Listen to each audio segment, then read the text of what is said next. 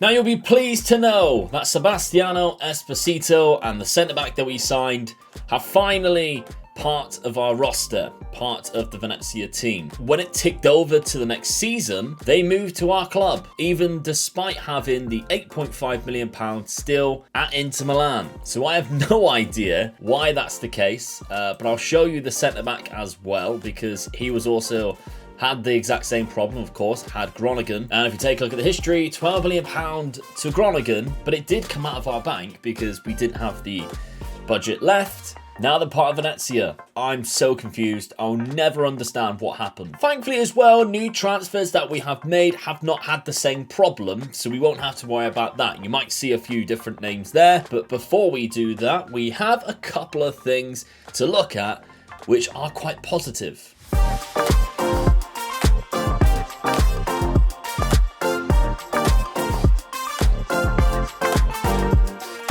Now, although we can't see where it says it, we are planning to build a brand new stadium. At the start of the season, we had a new thing which said that the Pierluigi Penzo, we've outgrown it now. And there is plans to find a new location in Venice, the sinking city, where we're going to build a massive heavy stadium on it. So God only knows where that's going to be. Now in the transfer window as well, we were given £25 million, which is absolutely fantastic, but Giorgio Scalvini has left at the same time because Liverpool matched his 22.5 minimum fee release clause. And by God, we have had so many offers in for all of the rest of our players, especially Shatalo and Thomas Araujo at the back, which was been all of our three best defenders.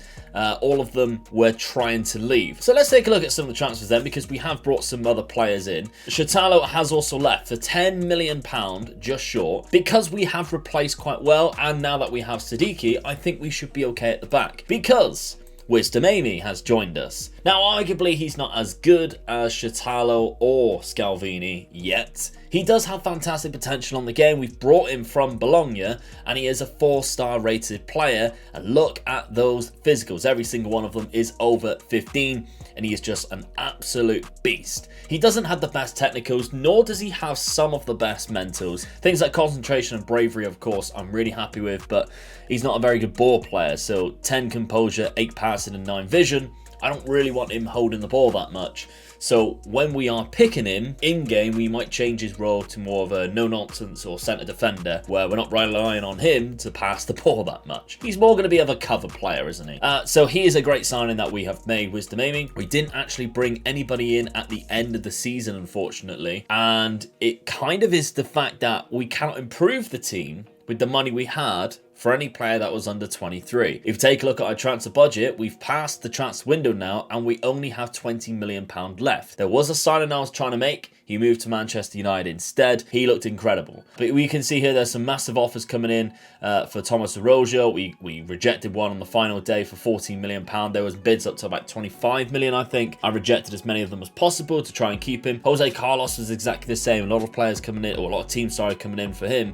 And we managed to stay him down for another few years. Roberto Piccoli was exactly the same, £30 million. Inter Milan coming in. Of course, they've now lost Sebastiano Esposito, so they wanted Roberto Piccoli. But I said no. Now, before I show you some of the results, today's video is sponsored by SPITCH. Of course, they're brand new to the market, fantasy football, and it is absolutely fantastic. I'm enjoying myself using SPITCH. You can only use it if you're in the UK or Ireland and you're 18 years of age or above, and you have to take a photo of your ID. You cannot do what I do and used to sneak in with fake IDs. That's not allowed with SPITCH. The app lets you build your own team, collect points, and battle it out against each other. If you click on the schedule, you'll see the thing that's there that says for free. Click on that one and you can enter free of charge, and yet you can still win some money. Not to mention, of course, there's loads of people now who have joined my community league, the Premier League one that we're doing. We do have a Bundesliga one as well. If you're interested, I might open that one up for a league as well as a community league, so you can all come and join. But there's only a few of you who can get any more points than me and Dad. We've been completely dominating recently, so good luck to you. But the best thing about SPITCH is that it is a week by week basis. If you miss a week, it doesn't matter. You don't worry about it. Don't panic. We only started like 2 weeks ago, and yet we're still having loads of fun. You can change your team as much as you like at the start of every single game week. There's also tons of statistical analysis right on the app, so you don't have to leave the app to find out who's going to likely score the most goals, get the most assists. You could do it on the app. There's loads of it on there. So if you'd like to join for free, down below there's a link in my description right at the top there. You will also be supporting me as a content creator as well as having some fun. And underneath that, there is the link for the community league. So come and join our league. There's about 20 of you in there right now who you can then battle off against and see if you can beat me or beat Dad. And I'd love to see you in there. Yes, thank you very much to SPITCH. Now, back to the video. We have played 2 games so far. We have won one game 3-1 against Benevento, and we have drew 2-2 against Atalanta. I have made no tactical changes because the team hasn't changed that drastically. This is what I am looking to simulate up until the Lazio game, which we will be playing today, which will be the final game of the 2026 year. Esposito, Swedberg, Siddiqui, and Valido is all of the players that I want playing as much as possible because I think they have good potential to grow forward. One thing I do want to show you though is the 2 goals scored, actually all of the goals scored in the Atalanta game, even for Atalanta, because this was a very interesting game. I think we were quite unlucky, to be fair. We had more goals, but we had less of an XG. But the goals we scored were beautiful. Now, Lorenzo Luca, obviously, we know is a bit of a beast. And Atalanta have developed quite a big team here. They got Raspadori as well. So a front 2 of Raspadori and Lorenzo Luca is something that I would build. So I'm very envious of their team. And I need to show you one of their players as well, because he's incredible. But look at this for build-up play. Diamonde, lovely stuff. What a pass to Piccoli. And he chips it over the goalkeeper. It's sensational goal. It's amazing. And this goal is just as good. Esposito, Towers, Diamonde. He finds Piccoli again, who fires it in. It's 2 beautiful goals. It's absolutely, but nothing beats this goal. I'm sorry, but this is incredible. Raspadori plays it out. Ceballos heads it. And Lo Celso, yes. What is that? It's a school night and he's hitting shots like that. That's obscene. That should not be allowed. I mentioned that player that they have. This is that man, Augustine Torres, who I did try and sign at some point. He joined Atalanta instead for £7 million. Am I right in saying he has a dual nationality? Yeah, he had a dual nationality of Spanish, which is why I was really interested in bringing him in. You can see his physicals are absolutely fantastic, but his technicals as well. That 18 dribbling, 15 crossing. Yeah, he looks fantastic. He did not play very well against us, however, which I would not be happy with if I was his manager, just a 6.6. Right, so we're going to simulate this half of the campaign up until the Lazio game using this tactic and using the team that we have. Loads of people always ask me how I do it. I simply go to the profile, go on holiday, and I select these 2 here. Use the current team tactics, use the current team selection when possible. That's how you do it. Okay, so we're back. It's the 19th of December and we're about to play Lazio, but we're in a great position, I would say. Although we are only 3 points above Bologna, we're in 4th place. We are 5 points behind Inter Milan in 3rd though, and we've just lost against them. So win that game and we're at home, we go above them into 3rd place, and only a point really, well no, a few points behind Juve. But Atalanta are top of the league right now. So that just shows how good that result was. If you do take a look at the schedule as well, we had quite a good start to the campaign. After that Benevento game, we only lost 1 game to Crotone. Again, it's a game we shouldn't be losing to. But there's a lot of wins. A 3-1, 3-0 there against Parma, 2-1 against Roma. In the Europa League, we kind of dominated a little bit. We'll take a look at that separately in a sec. AC Milan, we lost 2-0 there at home. Disappointing. But we backed that up with a 2-0 away win to Torino, which I'm really impressed with. A draw against Empoli. Again, they always seem to be our bogey team. Bologna, the team right next to us, a 2-2 there when we were 2-0 up. Disappointing again. But there are some great victories. 4-1 against Genoa, 4-0 against Spal, 3-2 against Fiorentina, which is a great result. Well, we didn't score late, but they did to make it 3-2. So we looked quite comfortable until the very end. And a 2-2 draw against Cagliari, a game that I think possibly we should be taking 3 points against them, really. But although we were 2-0 down, so to rescue that back quite quickly. To 2-2, yeah, not bad at all. But yeah, I mentioned the Europa League. We are top. We topped the group, 13 points. Only lost 1, which was the last one against Apollon, which, to be honest, we were already through and topped the group. And we only drew 1 against Dinamo Zagreb. A very good result. We actually beat Besiktas twice. So that just shows how well we have done in European competitions. We don't have the draw yet. We might see that at the end of this video. If not, we'll of course see it tomorrow. But right now, it's all about this Lazio result. They're 12th right now. Wow. Right, okay, we haven't played them yet. That's the only thing. So we've got a few players. Of course, these are the players that we've been trying to play as much as possible. And I don't think it's paid off because their average rating for them is not that good. Unless you're one Sebastiano Esposito. Now, he has scored 21 goals so far this season, but he's unhappy because he wants to leave to get into the national team setup. I don't know why you wouldn't be able to get into the national team when you're with us. Is that a rule? I'm not aware of it, but there we go. I'm going to quick pick this and then change things as I will, because there's obviously straight away a few red flags that I would not want to happen. Now, Siddiqui drops down to the bench. That might be a good thing because he does need a rest.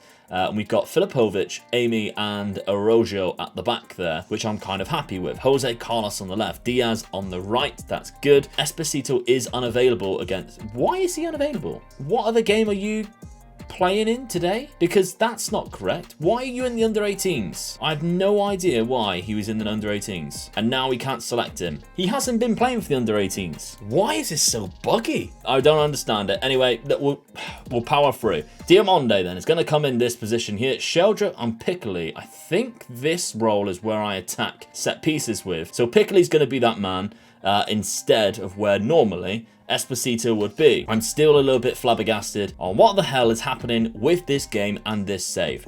Okay, let's go forward and beat Lazio, even though we're missing our top scorer. They have Strakosha, they've got a couple of really good players, but they have lost a lot of their best players, mainly Ciro Immobile. I cannot see him. Of course, we are quite late on. He would be like nearly 38, I think, now. But SMS is also not there. They still have Luis Alberto, but he's not at his best anymore. He's quite old, 32, 33, possibly even older now. I forget how quick we are, well, how long we are into the future here. So I kind of think this is such a winnable game that I'll be disappointed if we don't. We are away as well, and they are pretty much matching what we are playing. So we need to be careful of that because we know now where the strengths, where the weaknesses are. Now, there was, when I was playing through the preseason, there was a couple of instructions that I realized if I could not get a goal in, I changed and it worked quite well. So let's see how that happens. It's not something I wanted to change in the tactic because if you simulate it with that, it might not work as well as when you're in it. Of course, I'm at a disadvantage because I don't play the games. I know a lot of you don't like that situation, but my type of content is that simulating aspect where I can power through a lot of seasons and get saves done with a lot quicker, like the rebuilds, for instance. Now, this is a kickoff highlight. Luis Alberto has played it wide to Hysaj. He has played it back. Arslani in the middle to Alberto. He's playing a lot deeper role now than what I've used him in the past, where he's been very deadly for me, like a shadow striker role, for instance. But they're doing very well at passing it around because Luca Romero has found a shot for Insame, who's missed it. Right, so Bologna are losing 2-1, I've just seen. Inter Milan have a tricky tie against Parma, who are like 7th or 8th. What a tackle that is, but that is so unfortunate. That is so unfortunate. He's tackled him.